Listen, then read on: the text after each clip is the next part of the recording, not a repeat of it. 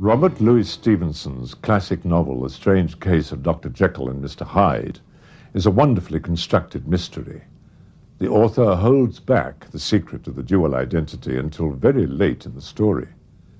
As a result, film versions of the story attracted some of the most notable actors of their era. John Barrymore, Frederick March, Spencer Tracy, Kirk Douglas, even Christopher Lee. Early film versions ran only 5 or 10 minutes in length. Obviously, the subtlety of Stevenson's story was lost. In 1920, producer Jesse Lasky hired John Barrymore for a lavish period production of the story. The 38-year-old matinee idol delighted in distorting his handsome features into the repulsive Mr. Hyde. Initially, this change was done solely with acting. Only at a cut to his hand becoming elongated and spidery does the film resort to makeup and camera effects. The metaphor again appears when Jekyll forswears his alter ego only to be overcome by the evil as he sleeps. Barrymore himself wore the spider costume.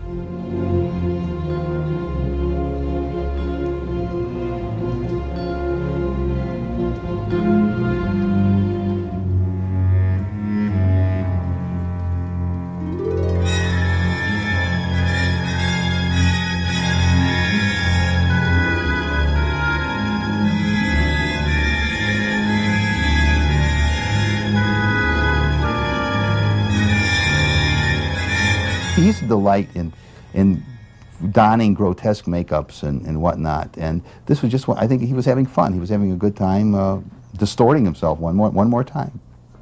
Inspired by Universal Studios' successes of Dracula and Frankenstein, Paramount Pictures decided to film Dr. Jekyll and Mr. Hyde in 1932. The lead role, or roles, was given to an actor previously known for his work as a light comedian, Frederick March. The makeup for March's Mr. Hyde took Paramount's Wally Westmore 3 hours to apply each morning. March took home the Best Actor Oscar for his trouble. Instead of announcing his name as the winner at the Academy's dinner ceremony, presenter Norma Shearer stood back as March's image was projected on the wall in tribute to the first Oscar-winning horror performance.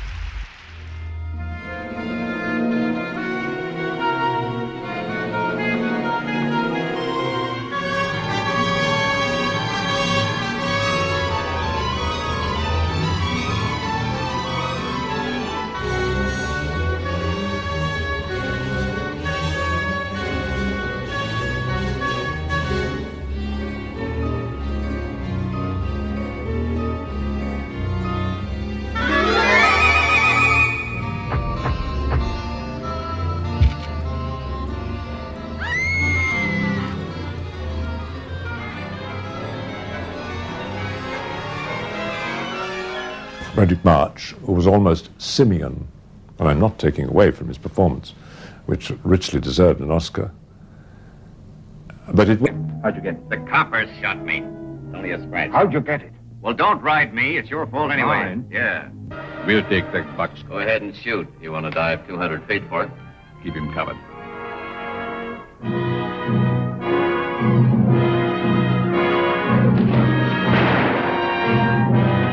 You're sneaking out on him. What do you Yes, mean? you do. Dad! Stop it. Quick!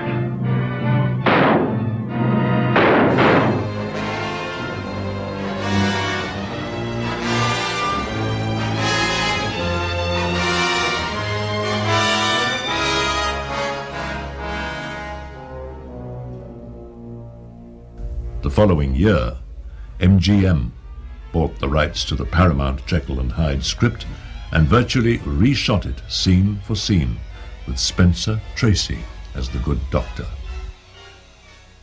Man is not truly one, but two. Now supposing we could break that chain, separate those two selves, free the good in man and let it go on to its higher destiny, and segregate the bad. Let it destroy itself in its own degradation. Good heavens. Why, Dr. Jekyll? Hopelessly insane. This is pure balderdash. You're dealing with things it would be better not to mention for your own sake. There might be trouble.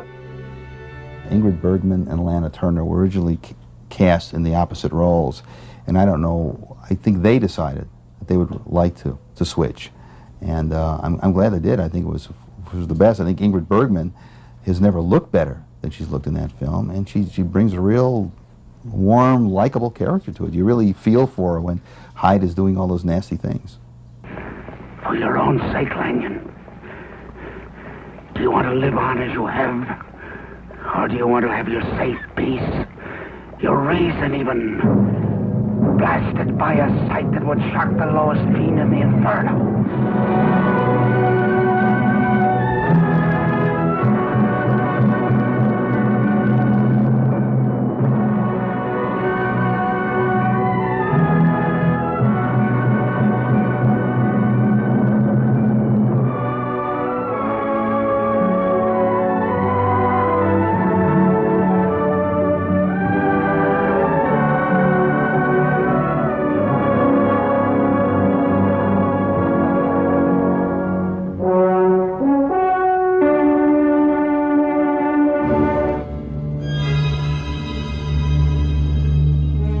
Author Somerset Maugham visited MGM during a scene in which Spencer Tracy visits an East End bar.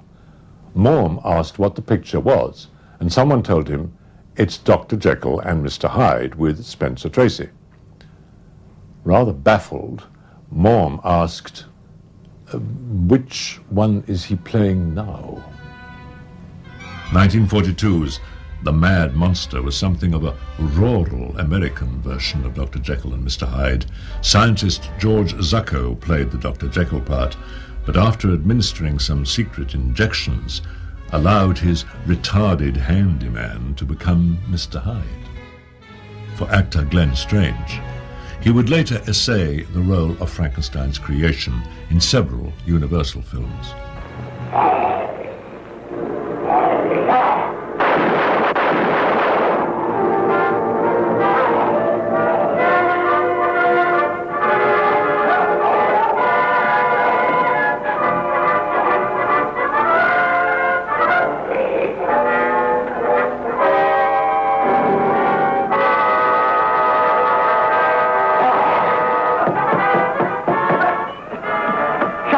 Quick! I never seen anything so awful in my life. What are you talking about? Something took after me down in the swamp. What was it? I don't know whether it was a man, a beast, or old Satan himself. I'm telling you, it was something awful.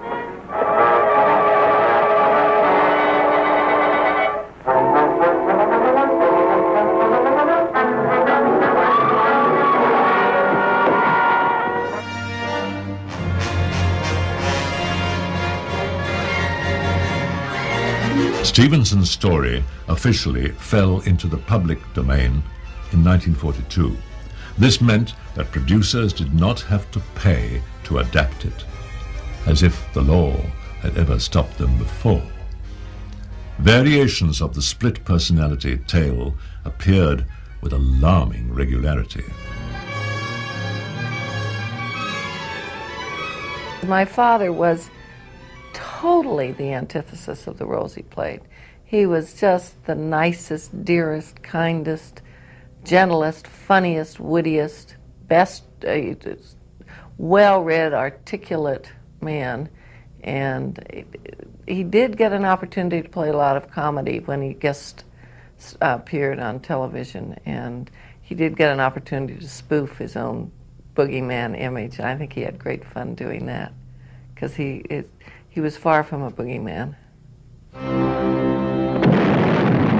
Jerry Lewis took the Jekyll and Hyde comedy formula one step further by playing the dual role himself.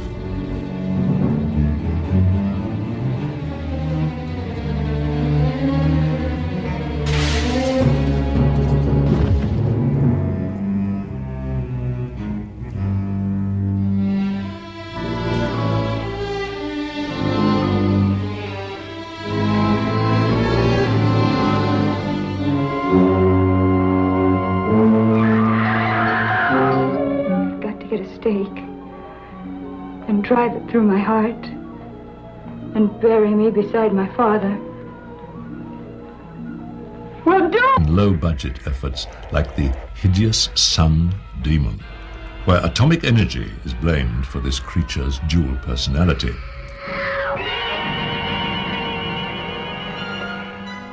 I thought it was a great, again, all these pictures that everybody else is always knocking, I thought it was a great picture. I loved it. I mean, there, you know, here it is. Of course, I have great sympathy for anyone who takes almost no money and goes out and tries to make something. Having been there and still doing it in certain levels, I have nothing but admiration for people like that. It takes a lot of guts and to put your money where your mouth is and get out there. And I thought he did a very good job. The monster was very memorable. You wanted to feel sorry for the guy. They wasted no time getting around to it, and some of it was very artfully done. Where he smashes the mirror, I thought was just great.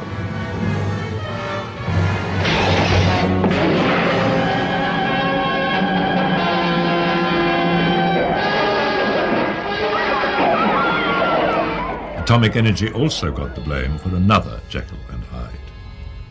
The thing that I remember about Hand to Death was that our older son, Martin David, and my wife Loretta came on the set, and they had that daggone monster thing on me, and he could hear his dad's voice coming out of it. He was petrified. I'll get them out. No, don't touch him.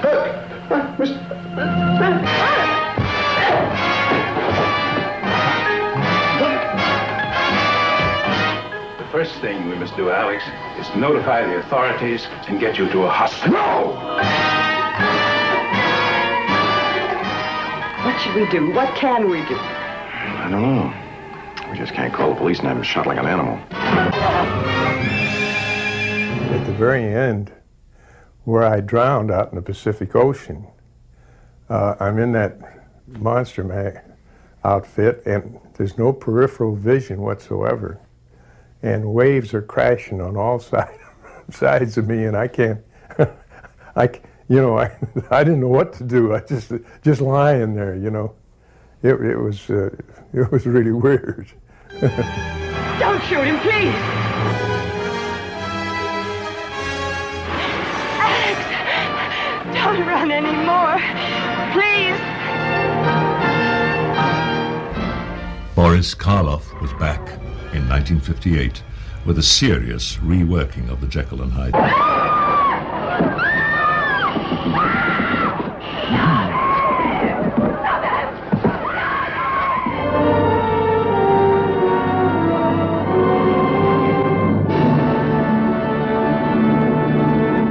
Meanwhile, on the other side of the globe, a Japanese Jekyll and Hyde monstrosity took the phrase, "two heads are better than one," to its most logical extreme in The Manster.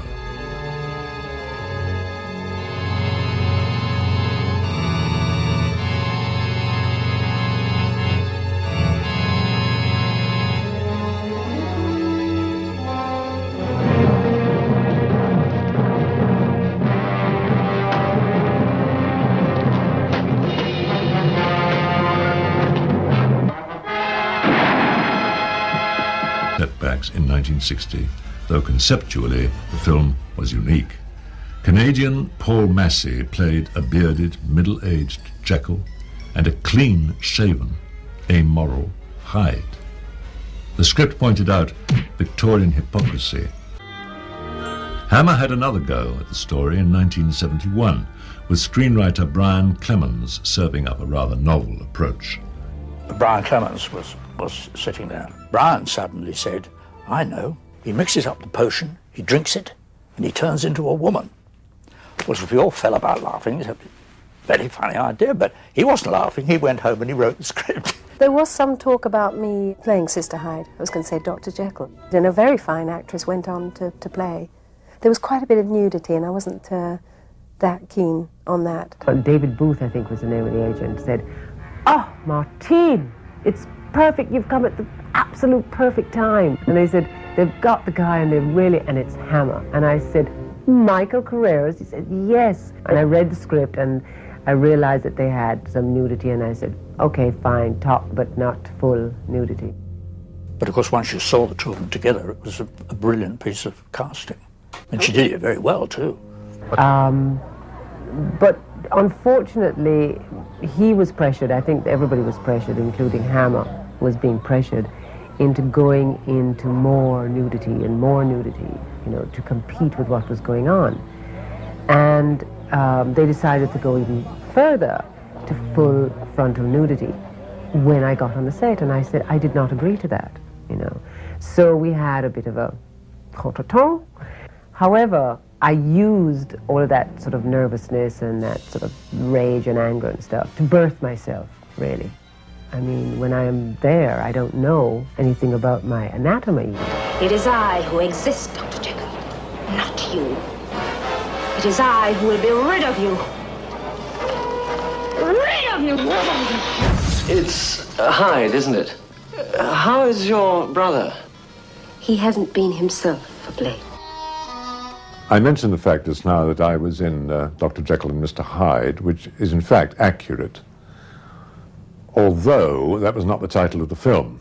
For some reason which is quite beyond my comprehension, the producer, or producers, I think there maybe were two, decided that the story of Dr. Jekyll and Mr. Hyde was going to be retitled under the subtle title, I, Monster.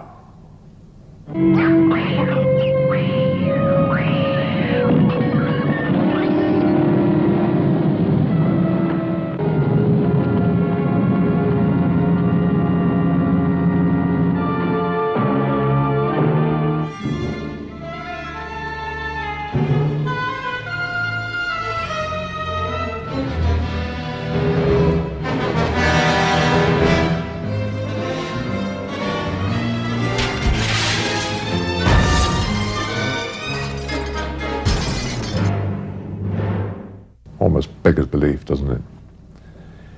Anyway, that's what they called it. And I played Dr. Jekyll and Mr. Hyde. Oh, but I wasn't allowed to call them that. Oh, no. Every other character in Stevenson's story in this film had the correct name. Every single actor, regardless of whoever he or she was playing, had the correct name from the Stevenson story. But yours truly, oh, no. They didn't call me Dr. Jekyll, who became Mr. Hyde. They called me Dr. Marlowe, who became Mr. Blake. Now, you work that out, but to me it's completely incomprehensible even to this day. Television adaptations of the Stevenson classic are virtually innumerable. One of the earliest was an episode of the American television series Climax, with Michael Rennie performing live in the lead role. I had tried on myself all the formulae which had failed. Now, if I was to succeed, did I dare take the consequences of my extraordinary act? I paused uncertain for a single heartbeat.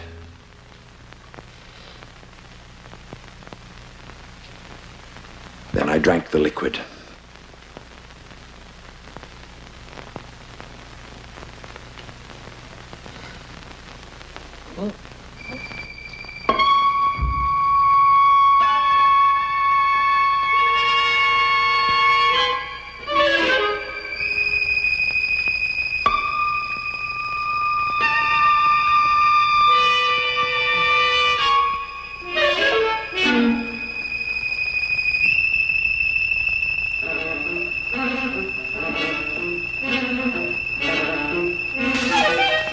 The tale of the well-meaning doctor and the ill-mannered alter ego will doubtless continue long into the next century.